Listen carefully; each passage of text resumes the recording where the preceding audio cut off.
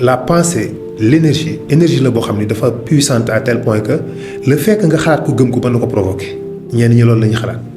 le fait que nga xalaat ni su ma amee sobee du ma am gëm ko. loolu mën na tax ba boo amee sobee doo am.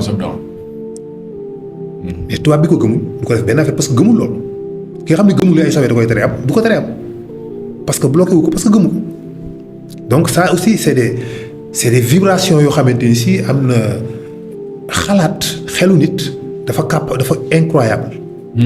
dafa mën lu bëree dafay mën a provoquer ay réalité parce que vibration yooyu. xelu doomu aadama xalaat conviction gëm dara vibration yooyu day provoquer des choses. day créer ay réactions. mën na créer ay réactions nit bu gëmee dara trop ci boppam mën na dem ba loolu nekk réaliser wu. ok. day dem ba réaliser wu. moo tax dañu naan bu dara gëm ko da nga koy gëm. da ngay dégg gars yi la wax loolu da nga koy gëm. recentré wu ci sa bopp. voilà maanaam di ko yëg. voilà di ko doxee di ko waxee. en réalité li waral loolu mooy que yàlla moo respecté ngëm yàlla ci boppam daa respecté ngëm rek. gëm daa respecté ngëm. waaw ngëm ci boppam la respecté bu fekkoon yow butéelu ndox bi nga gëm ni mooy yàlla ci ngay ñaan yàlla di la may parce que da nga ko gëm. très important ça. hyper important. waaw le fait que nga gëm ko. ngëm googu moom la yàlla di respecté. ngëm gi nga ko gëm. moom la yàlla respecté ba boo ko ñaanee yàlla may la. waaw ça renvoie à quel point ni gëm-gëm amee solo ci doomu aadama. exactement. gëm-gëm. moo tax nekku ni loo gëm rek dëgg la xam nga da gis man dama ko gëm man loolu laa gëm parce que le fait que gëm na ko pour moom c'est vrai effectivement yow sa ngëm dëgg la sa ngëm da nga ko gëm sincèrement. mais li nga gëm du dëgg. est-ce que dégg nga wax boobu. man sa gëm mën na nekk dëgg. mais li nga gëm du dëgg. mais li nga gëm du dëgg. mën ngaa ñàkk gëm mais li nga ñàkk gëm di dëgg. mën ngaa gëm li nga gëm di dëgg mën ngaa weddi li nga weddi di fen mais nekkul ni boo gëmee rek comme gëm nga ko rek loolu dëgg la mais nag yàlla moom dana respecté ngëm gi ba nag wi nga jël ni mooy yàlla. di ko jaamu di ko ñaan gëm ko. boo ci ñaanee yàlla defal mu la ciy may. mu la ciy may du yàlla yoroo la respecté du nag wi la respecté mais ngëm gim la jox. moom la respecté. nga utiliser ko feneen fi la soob moom la respecté parce que ngëm googu daf ko jox ñëpp nit moo koy utiliser wala mu sànni ko nga utiliser ko au bon sens. wala au mauvais sens. nga gëm ko yàlla wala nga gëm ko leneen. wala nga gëm ko àddina wala nga gëm ko sa bakkan wala nga gëm ko sa doom sa jabar wala nga gëm ko alal. wala nga gëm ko nguur wala nga gëm ko benn statut wala benn nag wala nit. ngëm. ngëm. waaw ngëm très important. voilà nga gëm ko nit parce que ngëm gu dellu ci nit bi ci baax mooy ngëm gu dellu ca yàlla. ngëm gu jëm ci nit bi ci baax mooy ngëm gu jëm ca yàlla mooy nit ki li nga ko gëmee yàlla la est-ce que dégg nga ma. dégg naa la bu baax. waaw kay. nit ki li nga ko gëmee yàlla la. waaw kay xam nga da ngaa gëm yonent bi loo gëmee yonent bi. yàlla da ngaa gëm ni yàlla am na gëm ni yonent bi yàllaa ko yónni moo tax nga gëm yonent bi. da ngaa gëm sëriñ bi parce que gëm nga ni sëriñ bi gëm na yàlla gëm na yonent bi te xam na ci loo xamul nga gëmee ko loolu. kon du moom nga gëm yàlla nga gëm parce que bis bu génnee ci loolu nga weddi ko. sëriñ bi nga gëm bis bu xëy ni la bàyyi naa diine nga weddi ko. kon yow gëmoo sëriñ bi yàlla nga gëm. donc c'est très très très important quand même lépp dañuy renvoyer ci suñu borom. exact muy même nit ki li muy jóg di dox da ci dem gëm gi mu gëm loolu dama gëm ni gëm capacité yi yàlla def ci moom. moo waral mu gëm loolu. donc bépp ngëm bu doomu aadama gëm da koy renvoyer ci gëm gi mu gëm yàlla. bu fekkee ni def na ko bu fekkee ni foofu la ko renvoyer. waaw.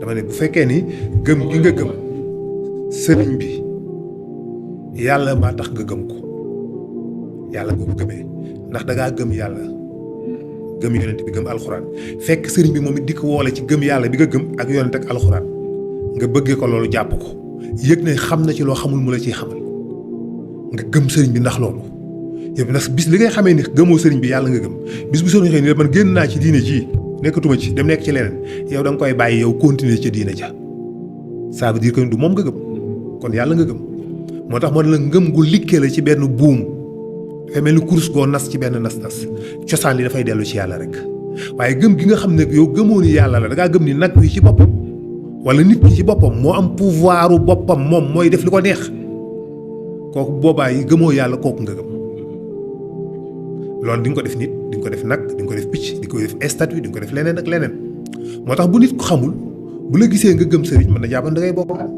moo tax dimension yi moo dul benn. ah ko comprendre mënul ko moom comme xamul parce que jàngale wuñ ko noonu formé wuñ ko dañu ko daal amul leneen lu ñuy gëm yàlla rek ngay gëm waaye yàlla santaane na ñu gëm ko topp suñuy yonent ñu topp leen tamit seeni sëriñ ak borom xam-xam yi. effectivement donc gëm yàlla mën nañu système la en fait quoi. waaye bien sûr lépp lu ci dugg rek nga gëm ko lépp lu ci dugg rek loo xam ne dafay dellu ci yàlla rek nga gëm loolu. moo tax ma doon wax souvent ni gëm sa bopp dafa bokk ci gëm yàlla. évidemment ndax gëm sa bopp. xam sa bopp ko gën. da ngay dégg ku naan da ngay gëm sa bopp man dama gëm sama bopp gëm sa bopp mooy lan mooy gëm sa bopp. gëm sa bopp. mooy gëm ni nit nga wala. mooy nga gëm ni yow nit nga. Modou Ndiaye nga ci dimension bi nga xam ne par exemple ñun peut-être fa lañ nekk muy gëm capacité yi yàlla def ci yow gëm ni suñu borom def na ci yow loo xam ni amul benn obstacle ci kaw suuf ba mën a surmonter. def na ci yow ay capacité yoo xamante ni lépp lu doomu aadama di am ci kaw suuf rek mën nga ko am quoi maanaam suñu borom def na ci yow doole. puissance mentale boo xam ni ngëm-ngëm googu. waaw moo tax. ça c'est très important. moo tax mu ni ngëm yàlla mën nañu système la. waaw bu fekkee loolu la ñuy tuddee gëm sa bopp. muy gëm naa ne man kat yàlla def na ci man loo xam ni. voilà lu nekk mën naa koo nekk lu nekk mën naa ko am lu nekk mën naa ko nangam. là c'est bien ngëm gu dellu ci yàlla la. gëm naa ni yàlla def na ci man. effectivement parce que par exemple nga gis benn doomu aadama boo xamante ni amaana am na lu jeex nga naw ko nga reculer jël ko au beau sens du terme nga ne kii suñu borom a ko bind.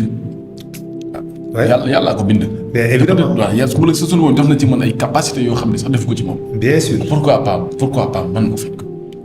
mën na nekk. dans ce sens là quoi. oui capacité wala am bu dee ñaar yooyu c'est différent mais lu mu ci mën a doon nit ku nekk am na lu yàlla def ci yow. loo xam ne xëy na sax yow kese yaa ko am. ok yow kese yaa ko am keneen amu ko mais parfois doo ko xam doo ko identifier doo ko gis wala doo ko gëm ci sa bopp doo gëm ni loolu nekk na ci yow loolu dafay am.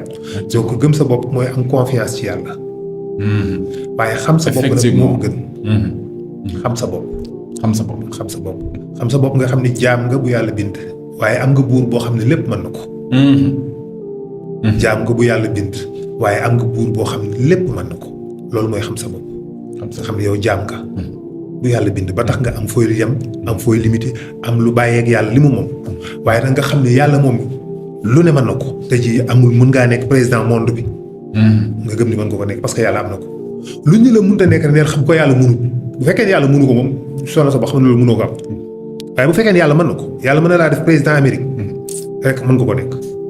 bu fekkee nag yàlla mënu ko loolu mën nga jàpp ni kon moom mënut a nekk parce que yàlla mënu ko. te yaakaaruma ne yàlla dana am lu muy tëlee. waaw nga gis nga ko de. voilà mi ngi noonu. président des États-Unis mën nga ko nekk. yàlla mën na ko def doo xam ci ni muy dikkee. doo xam fu muy jaaree doo xam nu muy doxee ba nga nekk ko. donc yàlla dara jaaxalu ko bari na lu nit nekk tey jii musul foog ci àddina dina ko nekk. xalaatu ko bokkuloon ci programme am. mais yàllaa ko fa yóbbu ba mu xam ne yàllaa ko fa yóbbu. bari na lu nit am avant mu ciy jot pexe bu ne def na ko mënut a am dara. gis na bari na ko am ci àddina nu ne def na ko pour am xaalis sottiwul jaay na doxul mu sànni dawal na kalandoo na def na lii tukki na dellu siwaat donc pexe bi yëpp jeex mu épuisé ay pexeem ba mu jeex mu toog jaaxle yàlla xëy rek indil ko benn affaire bu yomb mu cay am ca loo xam ne mosu ko fa loo xam ne moom xam na lii du woon programme am du décision du xelam donc pour ne pas perdre le fil bi fekkee mën nañ dellu siwaat ci nekkoon fekkee ne foofu wala moo la gën a waaw donc professeur ba tey ci bon sobe est-ce que existe na ok est-ce que vraiment sobe am na voilà waaw effectivement xam nga sobe nekkul liquide bi génn ci nit ki kese rek moo tax mu nekk sobe mais contact spirituel énergie magnétique yi nekk ci liquide boobu moo tax mu nekk sobe dafa am benn énergie négative bu nekk ci sobe bu nekk ci liquide boobu ba tax mu nekk sobe xam nga bakkan nafs moom mooy plaisir nafs mooy tax liquide nekk sobe wala du ko nekk lu am ak moom contact mooy am sobe lu jóge ci bànneex ak plaisir lu jóge ci bànneex ak plaisir te bànneex ak plaisir nafs moo ko xam malaaka du am sobe xamul sobe du laal sobe du jege sobe soxlawul muy jàpp ji du jàpp ji du sangu set parce que moom mënul am sobe parce que moom amul nafs ruux rek la moo tax ruux du tilim ruux du tilim du am sobe mais nafs day tilim nafs su ma la wax ma naan la ruux la beneen forme ruux la rek exemple beneen dimension la ci ruux wala beneen enveloppe ruux la wala dama naan la ruux mooy ñamu banaana bi nafs bi mooy deru banaana bi moo ko enveloppé mais banaana bi ci biir contact bu muy am wala message bu muy joxe wala information bu muy joxe ci der bi la koy jaar mu génne ko ci bitti est-ce que comprendre wax ñamu banaana bi information bu mu bëgg a joxe à l'extérieur der bi moo koy interpréter jox génne ko ci bitti ñu xam ne banaana bi nangam mi ngi ci ruux ak nafs noonu la mel daf ko ëmb daf ko enveloppé nafs dafa enveloppé ruux mais nafs nag moo xam plaisir ak bànneex mais ruux xamu ko moo tax malaaka xamul plaisir ak bànneex parce que amul nafs ruux kese la nit nag dafa am nafs nafs boobu mooy tax mu mën a savourer bànneexu tool yi nag yi doom yi njaboot yi alal ji sëy bi ainsi de suite li tax muy am plaisir yooyu nafs moo tax nafs boobu nag moom mooy cosaanu sobe mooy source bi nga xam ni mooy provoquer la matière bi nekk ci sa yaram ba tax mu nekk sobe léegi nit bu fekkee ni dafa sëy mais bànneex dugg na kon léegi am na ay énergie négative yoo xam ne dafay empêcher leer yàlla mën a dugg ci moom pour mën a egg ci ruuxam boo xam ne dafa ànd ak ndox mi tukkee ci moom génn moo tax ndox ma doon sobe moo tax bu ko defee pare mu dem sangu ji set pour sangu boobu laabal ko ba leeru yàlla mën ko duggaat. incha allah tuur ndox. ci pay lay jaar ci pay gi lay jaar. pay gi mooy bërëb bi muy sëyee moo tax bu nit ki tuuree ndox te ndox moomu jaar na ci deret ji fépp jaar na fa dafay nekk sobe boo xam ne fokk mu raxas ko moom soxlawul mu sangu parce que jógewul directement ci relation sëy mais jaar na ci bërëb ba muy jaar ba tax na moom bu ñëwee fokk mu raxas ko pour mu mën a mucc pour mu mën a làpp pour mën a nekk koo xamante ni si du am sobe mais fokk mu jàpp jiwaat bu fekkee ni deret la kazalika moo tax deret sobe la yooyu yëpp dafay tukkee ci bànneex dana ci tukkee ba tax na ni nit di nga gis nit di am mbégte ci sëy di am bànneex di nga gis nit di am mbégte ci tuur rangooñ di nga gis nit di am mbégte ci deretam mais li tax ba ñaq nekkul sobe alors que yi te ndox bu génn ci yaram la te moom du sobe alors que tuur ndox sobe la génnee man yu sobe la génnee deret sobe la mais ñaq moom du sobe parce que ñaq laaliwul ak bakkan nekkul ci bakkan lay tukkee nekkul ci plaisir lay tukkee nit dina am plaisir ñaq nit dina mer ñaq nit dina tiit ñaq yooyu yëpp bakkan la waaye nit du kontaan ba ñaq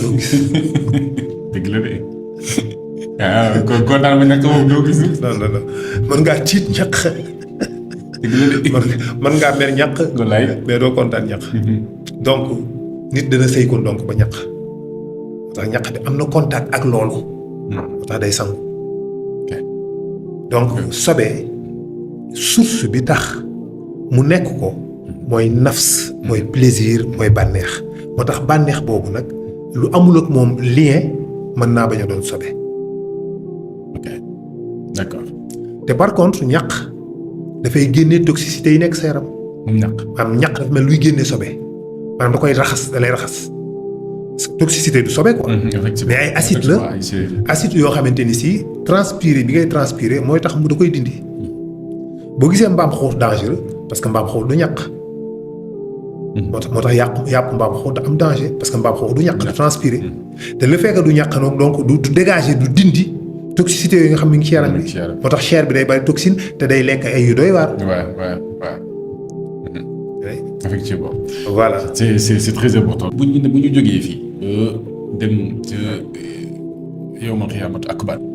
boo jógee jéggi siraat bi. waaw. jéggi siraat bi daal moom am na ku ma ko posé wul benn question bi daal moom mbay boo nag moo ko posé professeur jéggi siraat bëgg na xam moom naka lay demee c'est-à-dire ëllëg yawmal xiyaam naka la nit ci war a jéggee siraat am na ñoo xamante ni parce que nu ko yi nettalee naan benn fil bu sew la safara si tiim ko. yu mel noonu. ci ban situation la loolu. waaw xam nga nit bu ñu koy expliquer li xew yawmal xiyaam dañ ko koy wax ci langage bi mu gën a mën a comprendre mais ce n'est pas forcément exactement ni nga ko jàppee sa xel ni noonu la mais jéggi siraat dafay am mais du ñëpp la concerné aussi. jéggi siraat. déedéet xam nga yawmal xiyaam comme àddina rek nit ñi bokkuñu nit ñi ku nekk ak li ngay réaliser say affaire ñii am nañ xaalis ci nii ñii am ko ci naa ñii am ko ci nële ñii dañ koo sàcc ñii dañ leen koo may ñii dañoo liggéey bay bëgg a dee soog cee jot ñii ku nekk ak ni nga amee yawmal xiyaam nit ku nekk ak ni ngay demee aljana. ku nekk ak ni ngay demee aljana. waaw waay am na ñoo xam ne bu ñu dekkee duñu leen poser question kenn du leen laaj dara dañuy dekk jóg rek ñu accompagner leen naaw jéggi siraat dem du ci dox du jaar siraat. da koy day naaw da koy survolé. yàlla nañu yàlla boole ci ñooñu. amiin moom le grand réalisateur. amiin yàlla nañu yàlla boole ci ñooñu. amiin am ñoo xam dañuy survolé siraat. dañuy naaw traversé ko dem seen yoon. duñ ko laal sax. duñ ko jege fenn. déedéet. ndax am ñoo xam bu ñu dikkee ñoom du ñoom ñooy naaw mais malaaka moo leen di yanu naaw ak ñoom jéggi leen siraat. maanaam kii dafa am moom mooy man soxlawul kii moom soxlawul malaaka. moo dexaleel boppam naaw jéggi siraat am na koo xam ne foog malaaka jël ko yóbbu ko malaaka moo ko jël jéggil ko siraat am na ko xam moom day jéggi siraat ak ay tànkam mais day mel ni ngelaw bu fa traversé fiif la koy def du ko sax sentir moom ci boppam du sentir ni sax traversé na siraat day mel ni ci moom lu ndaw lu yomb quoi fiif lay def romb ko rek. ok benn fraction de seconde mu traversé ko comme melax dëf dem côté bële am na catégorie boo xam ne dañuy am ay warukaay. ñii dañuy dugg ci jàkka yi. di nga dégg nag mag ñi daan wax naan xaru tabaski yi tamit. bokk na ci li ñuy jéggee siraat. waaw da nga daan dégg am na ñoo xam ne seen i xaru tabaski la ñuy wër ñoo leen di jéggil siraat. bu boobaa nekkul ni xar lay doon comme ni nga ko imaginer mais day nekk benn waruwaay booy yëg bu lay jéggil siraat tout simplement. mais bu ko imaginer benn xar mu ñëw taxaw ay béjjënam nga yëg waaye. mais dañu lay jox exemple parce que xar moom bu boobaa dañ koy transformer mu nekk peut-être benn genre oto wala voiture wala avion. boo xam ne da nga koy yëg mu traverser la siraat. mais ñi nga xam ne dañu bëgg a saboter ñoom bu ñu dikkee daal waa gëgal gaa yi ay xar. nangam boo ko xalaatee ci sens boobu da ngay def fausse route non firiwul loolu. mais am nañu ay jumtuwaay rek la. donc am na ñoo xamante ni si day wax nañu yonent bi dina taxaw jaaxle yàlla ni ko sa gaa yi nu ñuy xaar mu ni ko nu ñuy traversé mu ni ko nañ dugg ci jàkk yi ñi daan julli ci jàkk yi. ñi daan julli ci jàkk yi dañ dugg ci jàkk yi. ñu def kaaba gi nekk bopp train bi jàkk yëpp ñu lonkante leen mu jéggee ak ñoom siraat ñoom dañuy toog ni ci biir ay bus rek jékki-jékki rek ñu leen wàcc leen egsi ngeen ñu wàcc gis jàkkaarloog dexu Kawsara gis aljana ci ginnaaw Kawsara muy rayonné. waaw ñu gis ne traversé Kawsara rek dugg biir aljana moo fi des. donc jëmm ji nit ki dekkee jëmm jooju lay duggee aljana wala day am changement. non moom ngay dekkee en tout cas. nit ki ni mu deewee noonu lay dekkee jëm ak âge bi mu amoon ak liggéey yeeg góom yeeg yooyu moom lay dekkee waale bu dekkee nag ba pare moom lay nekkal ba instant bi mu ñëw Kawsara. bu ñëwee ba Kawsara nag ndoxu Kawsara boobu moo lay transformé. parce que da nga ciy naan sangu ci. naante naaxal Kawsara. voilà boo naanee ci ndoxu Kawsara sangu rek génn rek da ngay mel ni sa yaram bi dafa summeeku nga sol beneen bees. ngay siggi am taay boobu ngay am muy taayu aadama di 30 mètres am nag rafetaay ak beauté boo xamante ni si. c'est inimaginable. dina neex na. foofu la ko nit ki soog a amee nag. soo ñu traversé nag Kawsara. dugg nag biir aljana léegi yaa ngi aljana. incha allah. su commencé nag dund li nga bëgg a dund. waaw foofu la vrai plaisir nekk. looloo mooy li nga doon wax vrai bonheur. voilà mooy li nga doon wax li yàlla am. waaw plaisir bi ñuy wër ci kaw suuf. am na leneen lu yàlla am ci ginnaaw.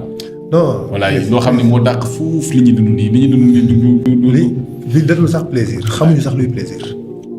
bu dee fii ci àddina. musuñoo seen sax plaisir poussière plaisir sax gisuñu. yow plaisir boo xamante ni si ndox bi boo koy naan instant bi nga koy naan la neex boo arrêté boo màndee bëggatoo ko gis. bu ñu la tegalee lekk bi gën a neex bu ñëwee boo ci lekk tuuti nga suur rek bëggatoo sax mu xeeñ la loolu mooy plaisir moo ci nekk loolu mooy plaisir bi di bu dee da ngay sëy ci coono sax la foofu coono bi mooy ëpp sax plaisir bi looy def fii coono baa ëpp plaisir bi ñaata heure ngay liggéey ñaata heure ngay toog sa kër boo tabaxee kër gi ba mu rafet da ngay xëy def 16 heures de temps ci àll bi. parfois wala 8 heures de temps pour ñëw def 2 heures de temps ci kër gi. xëyaat dem def 8 heures de temps ci coono bi ñëw noppalu 2 heures de temps ci kër gi noonu la mel li ngay sonn moo ëpp li ngay bànneexu coono kese la. te li ngay tuddee bànnaax moment boobu nga koy bànneexu en réalité dafa éphémère tu sens que ni ce n'est rien c'est nul. yooyu ay forcer rek jéem a faire semblant jéem a gëm la sa bopp nii da nga nekk ci plaisir tu le fais tu as besoin de le faire da ngay jéem a gëm la sa bopp que ni la vie est belle oui actuellement maa ngi noos sama oto bi rëy na toog di kii mais tu sais que ni c'est nul. bu jeexee ba nga toogaat sa ruq rek tu vois que ni c'est nul ce n'est rien du tout da ngay gisaat ni amul dara tekkiwul dara quoi ca pare na si après n'empêche que tu as des soucis am nga ay craintes am na yoo ragal am nga ay soucis sa xol bi day naqari da ngay am lu la metti da ngay mer sa doom day feebar feebar nga 10 000 milliards sa jabar day feebar da ngeen di xuloo ak sa doom sa jabar sa doom day ji wëlbati ku nekk jël ci ko bu la neexul ngay sa xol bi jóg ngay ngat ngati guddeeg bëccëg malgré tes milliards ban bonheur moo fi am. lu ñëpp a ci am. ñëpp ci am de incha allah defal vrai bonheur boobu muy aljana. kay waaw foofu nag ngay xamee lan mooy dund c'est-à-dire fii yow da nga sax dundul foofu dundoo. dafa mel dañ la dugal ci benn saako tàkk saako bi. dugal ko ci beneen saako bënn benn trou bu ndaw nga yor trou boobu ci ngay xool di ci nooy yi noonu la mel. léegi nag bis boo duggee aljana dafa mel dañoo tekki saako bi libéré la nga génn ci ngay soog a xamee lan mooy la vie dëggantaan waxuma ay objets yu rafet ak kër yu rafet yi mais dund gi ngay dund di respirer xam ni tu es en vie foofu nga koy découvrir doo feebar doo stress amu fa.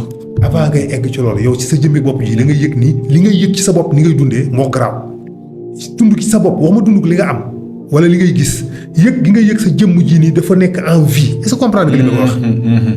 loolu mooy voilà dañ koy multiplier milliards de fois dafay mel ni moo tax man la particule ngelaw bu nekk bu lay nekk en contact ak sa yaram da nga koy xam da nga koy identifier sensation yi nga am même jàngale ci benn film bu ñuy wax Lucie une capacité cérébrale de 14% ou de 19%. Imagine-toi nga nekk à 50%. waxuma nga 100% je n'en disconviens pas mais 50% rek boo amoon capacité boobu. capacité cérébrale de l'être humain quoi. dootoo da ngay mel ni doo nit maanaam da ngay xam lépp mën lépp. donc mooy li ma doon wax fa léegi que suñu doomu aadama suñu moom daf ko tënk donc ji géeju kaw sara googu ngay wax buñ fa jàllee rek lañuy kii. si ngay yëgee la vie. boo duggee aljana. sa yaram bi day yëg ngelaw yi. particule bu lay traversé xam nga fii ci àddina nga nekk. dafa am luy traversé sa yaram bi tout le temps. ngay dund si àddina am loo xam ne tout le temps mi ngi traversé sa yaram moom la ñuy wax les neutrinos amul masse moo tax mu mën a traversé sa yaram mais yow doo ko sentir parce que nit vide la nit dafa vide nit li vide ci moom moo ëpp li ba am ci dara vide kese la maanaam nit tey su ma la wax dama naan laan lu toll ni saal bi ci nit lu toll ni saaj bi moo fa nekk matière li ci des lépp vide la nit noonu la mel xottu lañu xottu. doomu aadama jëmmi doomu aadama tënkee limité ko. waaw doomu aadama ni mu taxawee ni dox ni dem xottu la. vide bi moo ëpp li am matière dëgg nit buñ ko pressé woon dindi lépp luy vide espace vide yëpp ñu dindi ko nit koy peser 100 kilos bu defu naa ko ay 15 kilos moo ciy des li ci des yëpp vide la amul dara. macha allah. léegi nag dafa am lu lay traversé. yooyu traversé muy neutrino noonu yow doo ko sentir xamoo ko mais boo demee aljana da nga koy yëg chaque particule da nga koy sentir ci sa yaram bi yëpp ni mu lay traversé nekk ay plaisir est-ce que dégg nga wax ji. respire ngelaw li ni muy ëffee tamit da nga koy yëg parfum yi lay xeeñ ay milliards de parfum yëpp ngay xam yëpp ngay identifier yëpp ngay sentirandoo en même temps xobu garab yi ni ko ngelaw di ubbee son bi muy génne musique bi muy neexee noonu. nit ak ginne mosut a dégg musique bu neexee noonu moom ngay dégg xobu garab yi ngelaw li laa waxuma musique aljana ngelaw li buy upp xobu garab yi son bi muy def bi muy def nit ak ginne mosul dégg musique bu neexee noonu. parfum yi lay xeeñ da ngay xam yëpp looy xool da nga koy sentir doo ko gis rek yam ci mais da nga koy yëg.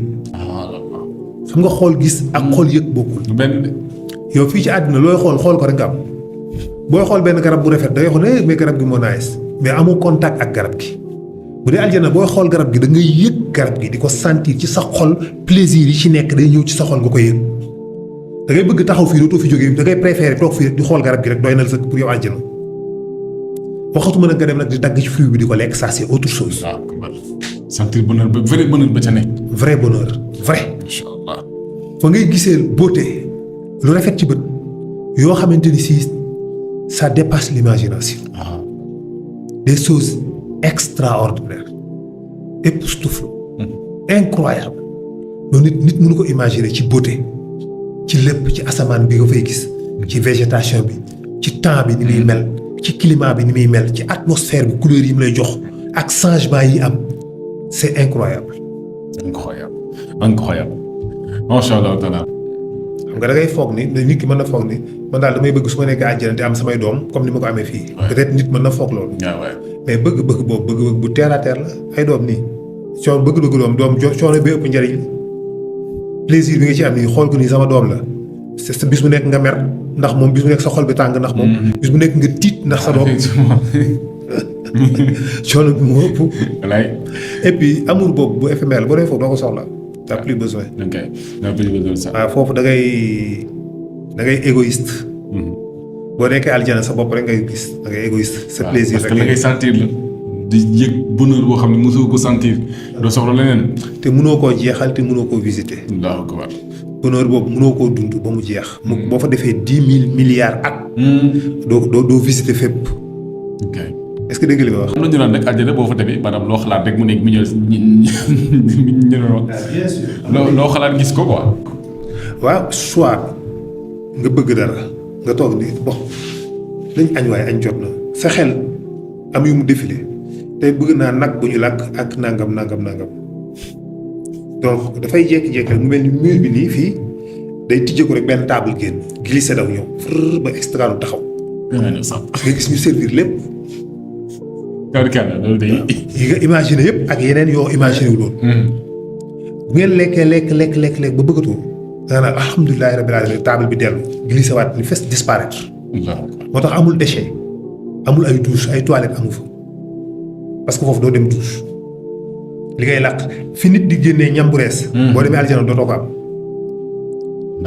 parce que soxla woo ko li ngay lekk day nekk ay sappoor yi lay génn sappoor yi lay génn comme ay parfum.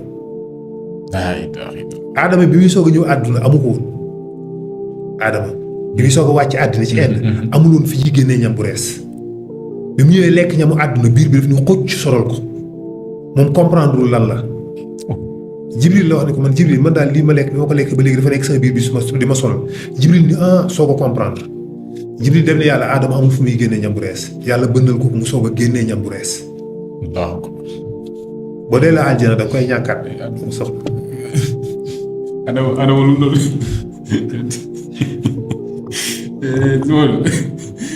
tarkal yàlla nit boo xamoon aljana ak lu ko fay xaar. bu la yàlla waroon tuuti aljana benn yoon dëggantaan moom la ko jaxaratal nga gis ko. wallaay. ab boo dellusee fii ñëpp dañu naan léegi da ngaa dof yow. parce que li nga amoon lépp di nga ko may toog di jaamu yàlla. wallaay toog di jaamu yàlla moo tax c'est très important ñuy renvoyer nit yi di leen wax teraanga di leen yàlla defal di leen wax aljana nu mel xam nga di leen wax li leen di xaar ëllëg comme ni nga koy defee très souvent. dootoo sax da nga naan du ma jël benn pepp risque bu may yàqal lii ma gis loolu ngay wax. da nga naan dootuma jël benn pepp risque. boo xam ne mën na maa yàqal lii ma gis pour war faa mën a dem. wallaay yow da ngay préféré sol ay sagar. dem ci poubelle mbalit di dund di jaamu yàlla rek la. 24 heures sur 24 à part lekk ak nelaw ci jaamu yàlla rek ngay nekk. te bët sax dootoo nelaw parce que da nga naan wóoru. macha allah bu ñu yëkkatoon àddina bi ak asamaan si suuf si di ko teg sa loxo yi dina may soxla woo ko yow liñ la wan naa fa dem rek ngay gis moo tax dootoo bëgg dara ci àddina da ngay consacré totalement ci loolu ba xam nit ñi bu ñu lay gis dañ naan diw léegi dafa dof fekk ne da ngaa xam luñ mënut a xam. boo ñu ko doon expliquer ñun mënuñu koo comprendre boo ñëwoon di ñu expliquer li nga gis mënuñu koo comprendre da ngay wax ba sonn duñu xam li ngay wax lan la. yow ci sa bopp. mënoo koo expliquer li nga gis. macha allah. loolu tubarkalla yàlla ñu fa yàlla yóbbu. gën ñu jéggal suñu ay bàkkaar Modou. voilà fii la ñuy jeexalee émission bi. professeur tey jaamu yàlla maanaam jaamu yàlla ci kaw suuf. jaamu yàlla au vrai sens du terme. lan la mën a def ci doomu aadama waaw lan la mën a def ci doomu aadama. jaamu yàlla. waaw jaamu yàlla. jaamu yàlla dëggantaan. bu ko nit dee def dafay def ci moom jàmmu xol d'abord. jàmmi xol. waaw bi ci jëkk defal ko jàmm ci relation ak environnement am defal ko wér-gu-yaram dana ko maye jaamu yàlla dina may wér-gu-yaram jaamu yàlla. koy def may gu-yaram yàlla digul ñiy jaamu yàlla alal daf leen a dig dund gu teey ni képp koo xam ne gëm nga yàlla ragal yàlla di jaamu yàlla man yàlla dinaa la jox dund gu teey waxul ay milliards dund gu teey la wax dund gu tey. dund gu teey nag moo jafe moom la ñëpp di wër te mënuñu ko am ak dal.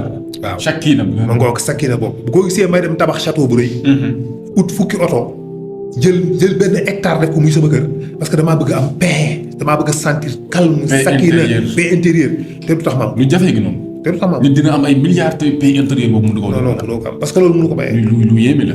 mais ba nga tabax château en or mais ba nga tabax kër goo xam ne 1000 mètres carrés la 1000 hectares la nga dëkk fa yow cundum ak lépp loo soxla mu nekk fa du tax nga am ko muy vide bi nga doon wax sànq. mooy vide boobu dafa nekk loo xam ne nit bakkan li ko mën a satisfaire ci matériel amul ci àddina laaxira la bu dee li ko mën a satisfaire tamit yàlla moo ko am ci leer yàlla moo ko mën a branché moo am satisfaction xam nga da nga gis ay nitu yàlla yu fi nekkoon bu leen neexoon ñu nekk ay milliardaires waaw te ni yoruñu dara ay pauvre lañ ñooñu dañoo dof wala ñun ñoo dof ñooñu nga xam ne bu leen neexoon ñu nekk multimilliardaire man ko am ba pare jiw soxlawuñ ko daa sànni fële alal ji nekk di sonn loolu ci nit ñi ñoo rek crée uniquement gratuitement ñoom dañoo dof moo tax ñu koy def wala ñun ñuy ut milliards ñoo dof parce que ñun ñaar kenn dof na ci man mii di ngaf-ngafi pour am alal ak El Hadj Abdoul Aziz mi nga xam ne bu ko neexoon mu nekk multimilliardaire ba pare nekk pauvre préféré tànn choisir nekk pauvre choisir ni non je préfère nekk pauvre lu mu am mu joxe ko toog di xëy di darti guddeeg bëccëg ci nit ñi pour lu leen musal ak seen di leen taxawoo ko dimbali féetewoo coono kese ba xëy génn àddina kooku moom dafa dof wala man maa dof ñun ñaar kenn dof na ci. waaw. xëy ñaar kenn dof na ci. léegi nag ba xam man miy ut alalu àddina moom li mu xam ba tax bugg ko ba tax feesul bëtam ba tax mu xeeb ko ba tax faf seexlu ko lan la lu mu ñam. très important. am na lu mu ñam lu tax mu seexlu àddina ak alal ci fi ne am na lu mu ñam lu tax mënutul yëg coono àddina yaa koy gis di ko yërëm ñi ci daan gis El Hadj Abdou di ko yërëm coono bi góor gi kay li muy daj mais moom yëgu ko mu yërëmul boppam yëgu ko sax au contraire moom yërmande la ëmbal yéen ñii lay gis la yërëm yéen ñi muy gis nii yéen la yërëm lool di daw pour bëgg lu leen noppal pour bëgg seen noflaay te moom amul dépasse amul dépasse bu mu dépasse ko këram yoru ko mais terewul yow mi yor ñu gaari oto mi ngi lay yërëm di xool nan la lay dimbalee ba nga gën a am tawféex moom loolu mooy nekk ci bopp bi ñun ñaar am na ko ci wérul de. dëgg la de walaay. ak ala kulli haal def si ak dal paix intérieur. am na yàlla ci xolam. macha allah. am gi mu am yàlla ci xolam. dara mënatul fees bëtëm dara mënatul koo metti dara mënatul koo naqari lu dul lu naqari yàlla. lu naqari yàlla rek moo koy naqari waaye lu naqariwul yàlla du ko naqari. doo leen tooñ ba mu yëg ni yaa ngi koy tooñ. doo ko wax bu ñaaw ba mu sànni. du def coono ba gis ne mu ci coono. du gis mukk li mu ñàkk. macha allah te ku mu gis nga am mu yéene lu ko yërëm la di xool mu nekk mu yokk ba nga gën a am. macha allah loolu li ko mën a jox nit mu yëg yàlla si. est-ce que déjà ñun dafa am yeneen être humain sur terre yoo xamante ni même comportement la ñu am même style de vie que ñun quoi. ah macha allah. question boobu mooy la question que l'humanité se pose. Est-ce que nous sommes seuls dans l'univers? Est-ce que vraiment nous sommes seuls dans cet univers? Voilà. Est-ce que univers bi immensité bi mu am nga xam ni c'est des centaines de milliards de galaxies chaque galaxie c'est des centaines de milliards d'étoiles chaque étoile am na au moins 1 wala 5 planètes yu gravité autour chaque étoile am na au moins 1 ba 5 plus même ay planètes yu gravité autour de cette étoile.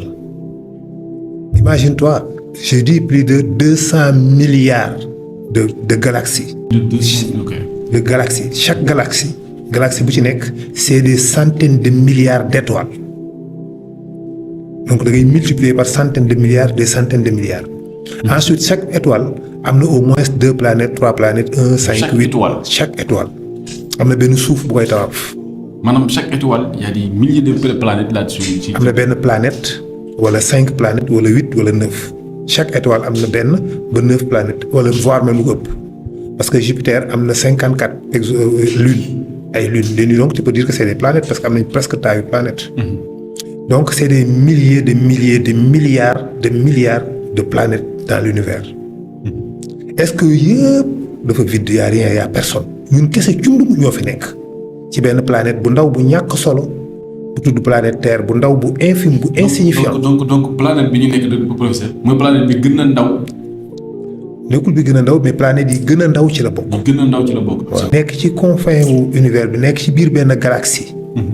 nekk à 59 000 années-lumière du centre galactique diggu galaxie boobu ak sunu système solaire bi fi mu nekk ci biir benn système solaire boobu nekk ci biir benn bras boobu nekk ci benn bras spiral mu nekk ci galaxie bi mu nekk au bordure du bras d'Orion système solaire boobu yëpp nga xam ne jant bi et les 9 planètes yi koy entouré le soleil Terre Mars Jupiter Uranus Neptune Pluton et cetera ñoom ñëpp ñuy gravité autour du soleil maanaam ñuy wër jant bi ñun ci benn ci planète yooyu lañ dëkk mooy la planète Terre am na yeneen planètes yi des kenn dëkku fa.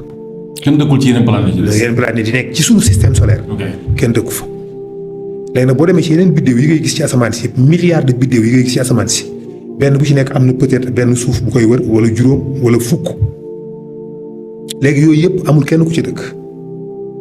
est-ce que yooyu yëpp vide kenn dëkku fa dara nekku fa boo fa demee ñun kese ñoo fi nekk ñun kese ñoo nekk ci univers bi yëpp c'est la question qui se pose. Ouais. Est-ce que nous sommes seuls? Ouais.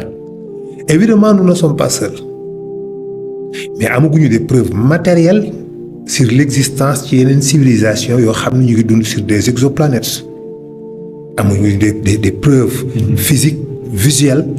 On peut dire que bon am nañu ay matériel yi dem planète Mars extraterrestre xeer bu jógee ci beneen planète wala suuf bu jógee ci beneen exoplanète wala quelque chose de comme ça en tout cas benn matière mais benn être vivant buy dund waaw buy dund ci beneen planète boo am na ko jàppoon aéroport gars yi ngeen kii waaw ci beneen Serenza la xawma Nanza Torenza yooyu c'est très compliqué ça peut être juste des manipulations loolu le problème de Torenza la mën na nekk juste une sonde bu ñu doon xool le mensonge naka la mën a captiver naka la mën a jëlee àddina bi yëpp nañ leen mën a emporter leen ci leneen.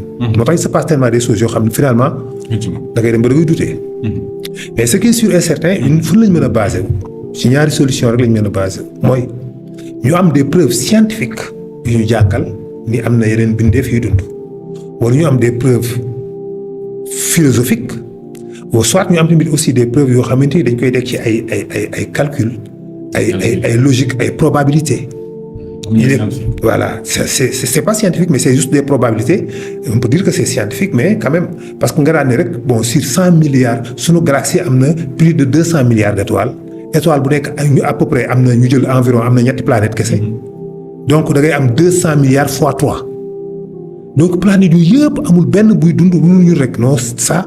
La probabilité calcul bi boo ko defee logiquement forcément au moins war na am une tant de possibilités de vie donc am na scientifique yoo xam ne ci probabilité la jàpp ba ni forcément am na ay yeneen extraterrestres yeneen bindeef yi dund sur la planète ça aussi c'est pas de la certitude c'est des probabilités. c'est des suppositions. Des suppositions logiquement mi ngi mel ne nga ni koñ bi ni mu rëyee ak li fi nekk ci ay kër ñàkku ci kër goo xam ne am na nangam lu am sa kër loo xam ne am na benn kër bu ko war a mën a am et comprendre nga ne koy quartier bi ni mu toll am na juróomi téeméeri kër yu fi nekk forcément ñàkku ci kër goo xam ni sama saal ak saalam ñoo niroo fauteuil yi waaw kay fauteuil yi nekk sama salon moo nekk ci même salon boobu teg waru ñàkk c'est comprendre que donc c'est des probabilités et des choses voilà donc on peut faire là aussi dañ koy def mais beneen bi ñu mën a am yëpp c'est plutôt culturel spirituel c'est-à-dire religieux des preuves yoo xamante ni c'est la religion ki ñoo ñu koy jàngal que ne am na yeneen bindeef yu dund ci yeneen espace yu dund ci yeneen exoplanètes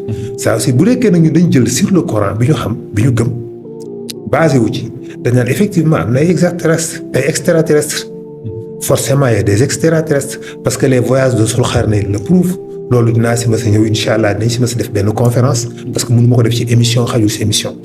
dañ ci def ci benn conférence pour prouver l'existence d'extraterrestres par le Coran et la science mais quand même doo mën a am des preuves matérielles mais quand même dañ xam ne waaw ci ku gëm alxuraan ak ku gëm logique au moins même ku gëmul alxuraan bu gëmee logique dina dem ba comprendre ni effectivement forcément parce que déjà yàlla wax nañu ko ki nga xam ne moom gëm na alxuraan il n'a pas besoin de rechercher parce que bu ko yàlla ne am na yeneen bindee fi nekk feneen daf koy gëm yàlla nee na ñi koy sàbbal sabbaha lillahi maa fi samaawaati wa maa fi l-ardi dañuy sàbbal yàlla ñi nekk ci asamaan yi ak ñi nekk ci suuf si kon am na ñeneen ñu nekk fenn di sàbbal yàlla vous voyez ce que je veux dire kon déjà à part de là tu te dis que oh non forcément y a des extraterrestres mais mën na nekk dina nekk ay malaaka yu nekk ci exoplanètes yooyu planètes yi nga gis yëpp mu vide en réalité vidul mais ay malaayika ñoo fa nekk mais malaayika bu fa nekkee donc mënoo ko considérer comme vie tel que nu ñu xamee la vie parce que koo xam ne du matière solide du matière booy lamb du lu visuel dundul tabaxul nekk lekkul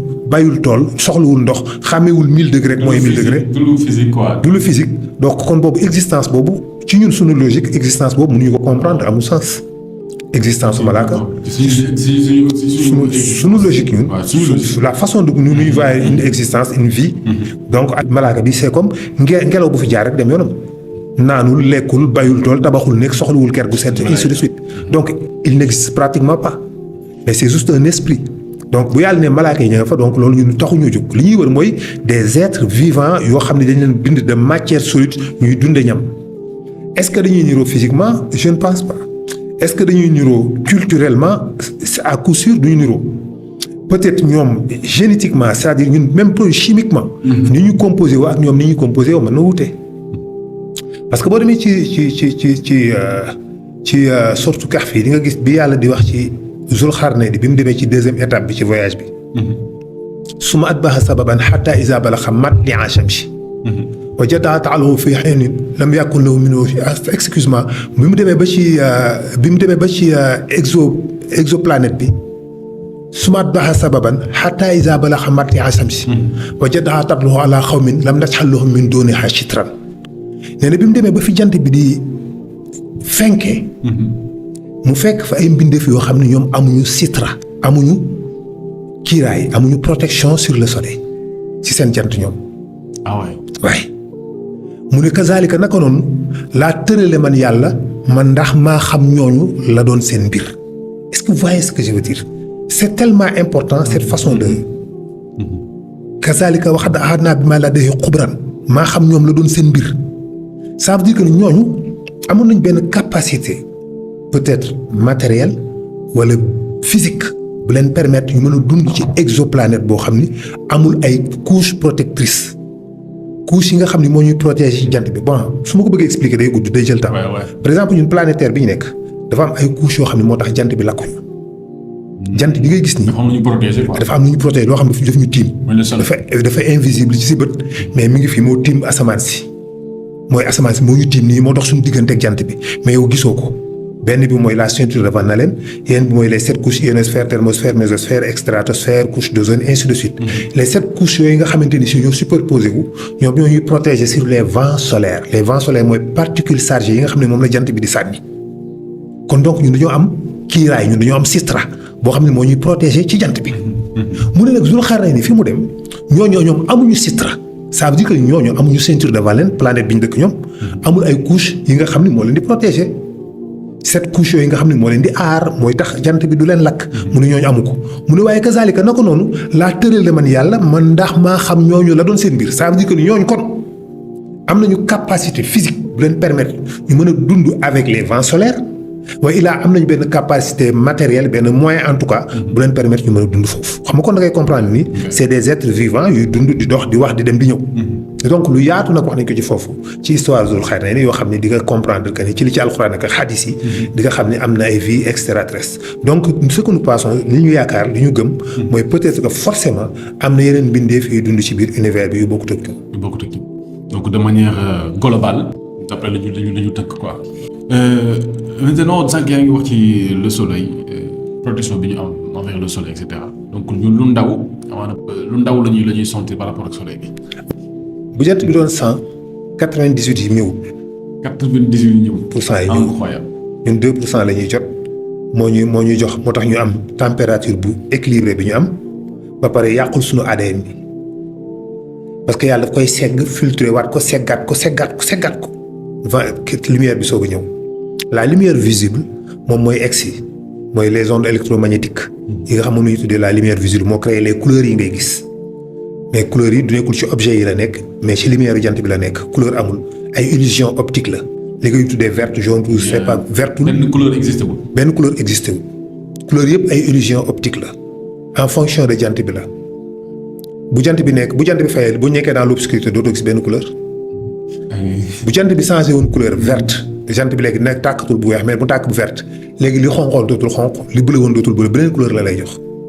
donc lépp mi ngi fonctionné wu ci couleur jant bi. couleur jant bi existé jant bi moo am couleur yii amuñu couleur te jant bi couleur am yooyu du melokaan c'est juste des ondes donc langage bu complexe la les longueurs d'onde et les fréquences mooy exprimer les couleurs. C'est tout les longueurs d'onde les couleurs mi ngi nekk en fonction des longueurs d'onde et des fréquences. léegi nag moo tax li ngay gis te mais entité moléculaire bi nga xam ne moo composé yére bi bu ñuul bi. yére bu ñuul bi li tax mu ñuul. parce que les lumières les ondes électromagnétiques bu ñëwee moom day refuter day absorber lépp benn du génn benn du jàll. bu ko defee yére bi day ñuul bu dee bu weex nag moom day refouler lépp benn du ko traversé bu ko defee yére bi day weex bu fekkee ne dafa am yu jàll am yu des ñooy émettre couleur boobu. léegi nag dafay dépendre ci entité moléculaire boobu moom chimiquement yi ko composé. am na benn longueur d'onde boo xam ne bu ñëwee ci moom du ko traversé mënu ko traversé day ricochet wu dellu bu ko jeex mu émettre vert. bu dee bi nga xamante ni si nag li composé lii moom jaune bi la mënul jàll bu ñëwee yëpp dañuy jàll jaune bi dellu mu jox la couleur bu jaune. bu dee bleu ainsi de suite boobu bleu bi moo mënul jàll dafay dafay mel ni ngay sànni ay tengsi ci mur bi ay bal yu ndaw mais bal yi day am yu traversé mur bi am yoo xam dañuy dal dellu si. yi daal dellu si nag ñoom ñoo lay jox couleur jaune wala couleur verte wala couleur gris wala couleur bleu li tax ñu la koy jox parce que mur bi moom couleur boobu mënu ko traverser longueur d'onde boobu mënu ko traverser c'est-à-dire longueur d'onde c'est l'oscillation entre deux sommets de l'onde c'est ce qu'on appelle les longueurs d'onde les fréquences mooy le nombre d'oscillations par unité de temps combien de fois l'onde a oscillé tout simplement. incroyable donc loolu est-ce que loolu moo waral même ci lampe ni mën nañ jël ko ci lampe exemple. am na lampe yoo xam ne boo ko taalee. mais li yére bi nga sol. day changer couleur. parce que lampe bi dafa changer couleur rek. automatiquement yére bi changer melatul noonu. parce que am na benn longueur d'onde boo xam ne yére bi da koy traverser am boo xam ne du ko traverser. ça dépend ci lampe bi muy émettre. lampe bu amutul boobu lampe bi couleur bi muy joxe bu amul longueur d'onde bi sa yére bu verte bi tey jii boo taaloon benn tomate boo tegoon fi benn tomate. nga taal torche bu verte tomate bi day noir dootul rouge. nga taal benn torche bu verte. nit ko ci benn tomate bi dootul xonq mais day noir. parce que verte bi amul longueur d'onde rouge. léegi nag yi mu ci nekk léegi yooyu yëpp bu ñëwee tomate bi da koy repousser dara du ko traverser bu ko defee day noir moo tax ñu naan la yére bu ñuul baaxul ci tàngaay parce que day absorber tàngaay yére bu weex moo baax ci tàngaay parce que da koy réfuter quoi en quelque sorte donc c'est ça. léegi nag jant bi. suñu diggante moom c'est des millions de kilomètres ou quand même 150 millions de kilomètres. léegi suñu diggante ak jant bi yàlla defar ñu benn suuf ñun dañoo nekk ci benn bulle suuf si yàlla du ko dugal ci benn boule. noonu laa la ko mën a waxee mu dugal ko ci benn bulle mu mel ne nga defar benn boule d'air li ngeen di wax boule d'air. nga dugal benn per wala benn per bu ndaw ci biir boule d'air bi exemple. yaa ngi comprendre li ma wax. léegi nag per bu ndaw boobu ci biir boule d'air bi ñun ci lañ dëkk ci lañ tabax ay kër dafa oto yi daw train yi ñuy bombardante suñu biir guddeeg bëccëg ci biir benn per boobu lañ koy def ci kaw per bi nag benn bulle ndox moo ko ëmb. bulle ndox boobu nag am na ay couches yu bari yu bokkul yooyu nag mooy ionosphère thermosphère en réalité c'est des gaz mais su ma la ko expliquer ci ndox ci la ko nit di gën a mën a comprendre. parce que boo ne ko ay gaz la du mën a comprendre ay gaz ni muy superposé wu alors que ay gaz yu bokkul la yuy superposé wu tegaloo couche par couche léegi nag cette couche yooyu. dafa amaat beneen bu génnaat ci suuf si. suuf si dafa def benn jet benn genre jet boo xam ni day génn ci ñaari pôles yi benn affaire boo xam day def nii benn champ magnétique la c'est-à-dire champ magnétique boobu dafay def nii génne ci ñaari pôles yi def benn bulle enveloppé suuf si lépp comprendre mi ngi mel ni tey su ma la ko doon jox exemple ni mu mel dafa mel ni. nga jël benn arrosoir yi arrosé léegi xam nga nii lay xaw a def nii am ndox yi di génn. léegi nag ma def pression ndox boo xam ne ndox bi day génn def nii rëy day xam ne day def benn genre para. enveloppé ñu. léegi noonu nag la kii bi def maanaam suuf si noonu lay génnee benn champ magnétique boo xam daf ñuy enveloppé champ magnétique boobu moom la ñuy wax la ceinture de Van Allen wala la magnétosphère. léegi nag moom dafay protéger jant bi daf ñuy balancer ay vents solaires les vents solaires c'est des particules chargées des particules yoo xam ne dañu ko ioniser donc dafay tàng et puis dafay nekk loo xam bu ñëwee ci kaw suuf si bu fi egsi woon dafay décomposer suñu ADN yi maanaam da ngay gis nit ñi seen der yi commencé di arraché wu garab yi commencé di yàqu di dee léppay dee luy dund lay dee. te nag ceinture de Van Allen boobu mooy xeex ak vents solaires yooyu di ñu protéger pour bañ mu egsi ci ñun boo xam ne suuf si moo koy génnee. mu nekk benn téej boo xam ne daf ñuy watt daf ñuy aar daf ñuy protéger pour ci jant bi pour que duñu rey bi ci bu li jàll nag am na yeneen couches yu nekkaat yoo xam ñoo koy seggaat. ci biir suuf. ci biir excès guñ ci biir waxuma ci biir suuf. lu tiim suuf si. lu tiim suuf si quoi. waaw li ma lay wax yëpp loolu dafa génnee ci biir suuf si former benn para. boo xam ne dafa ëmb suuf si. comprendre nga. lu génnee ci biir dara def nii enveloppé ko ëmb ko. ëmb ko quoi. noonu la mel champ magnétique bi. comprendre nga ko. lu génnee ci biir bulu suuf bi. mi cat fii rek benn mbir génne fi rek def nii formé benn para nii. enveloppé ko très bien léegi nag jant bu ñëwee ci lay dal du egsi. ci loolu lay dal loolu moo ñuy protéger pour bëgg ñi dëkk fii du ñu gaañu. comprendre nga. je comprends. léegi nag bu jàllee loolu. am na yeneen couche nag mooy ionosphère thermosphère mésosphère stratosphère couche d'ozone yooyu tamit ay 7 couches la yu superposé yu tegaloo yoo xamante ni si yu tegaloo yu sësaloo yoo xam ne ñoom tamit dañuy protéger ci suuf si. moo tax yàlla ni man maa def juróom-ñaari asamaan yu sësaloo. yu leen di protéger ci jant bi. noonu la ko yàlla waxee juróom-ñaari asamaan. fa xadaahunna sab'a samaawaati fa awhaa fi kulli samaa'in amraha ma def ko juróom-ñaari asamaan. ba pare ma inspiré ma xamal bépp asamaan rôle am loolu la alxuraan wax clairement comme ni mu nekkee scientifiquement noonu la ko alxuraan waxee clairement. fa awhaa ma xamal fi kulli samaa'in ci bépp asamaan mbiram rôle am amraha mooy rôle bi muy joué pour protéger ñu ko suuf si. noonu la ko yàlla bindee mu nekk 7 couches yoo xam ne ñuy protéger la planète Terre.